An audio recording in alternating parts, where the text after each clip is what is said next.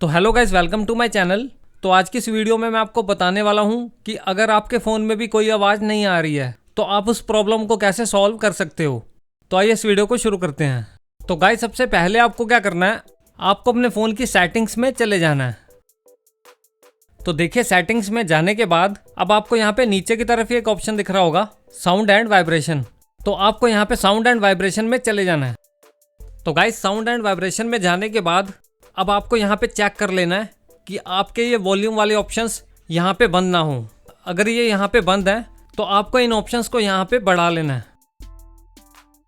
तो देखिए, इन ऑप्शंस को बढ़ाने के बाद अब आपको क्या करना है, अब आपको यहाँ से बैक चले जाना है। तो देखिए, बैक जाने के बाद अब आपको यहाँ पे सर्च करना है डू नॉट डिस्टर्ब। तो डू नॉट डिस्टर्ब सर्च करने के बाद अब आपको यहाँ से इस ऑप्शन को ओपन कर लेना है।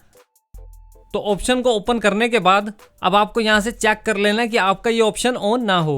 अगर आपका डू नॉट डिस्टर्ब वाला ऑप्शन ऑन है तो आपको इसे यहाँ से ऑफ कर लेना है। तो गाइस, इसे ऑफ करने के बाद अब आपको फिर से यहाँ पे बैक चले जाना है। तो गाइस, बैक जाने के बाद अब आपको क्या करना है, आपको अपने फ़ोन को एक बार रीस्टार्ट कर लेना है।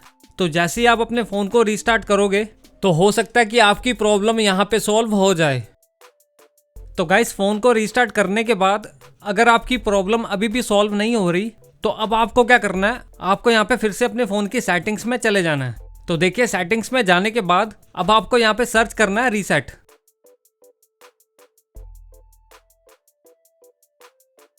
तो देखिए, जैसे ही आप रीसेट सर्च करोगे तो अब आपको यहाँ पर एक ऑप्शन दिख जाएगा, erase all data factory reset. तो यहाँ से आप अपने फ़ोन को एक बार रीसेट कर सकते हो। तो गाइस, मैं आपको यहाँ पर बता दूं, अगर आप अपने फ़ोन को रीसेट करते हो तो आपके फ़ोन का सारा डाटा डिलीट हो जाएगा। तो अपने फ़ोन को रीसेट करने से पहले आप अपने फ़ोन के डाटा को कहीं पर सेव कर लें। और गाइस, अगर आपकी प्रॉब्लम फ़ोन को रीसेट करने के बाद भी सॉल्व नहीं हो रही तो हो सकता है कि आपके फ़ोन में कोई सॉफ्टवेयर या हार्डवेयर प्रॉब्लम हो गई हो। तो आपको एक बार सर्विस सेंटर जाके अपने फ़ोन को दिखा लेना है, तो वहाँ से आपकी प्रॉब्लम सॉल्व हो जाएगी।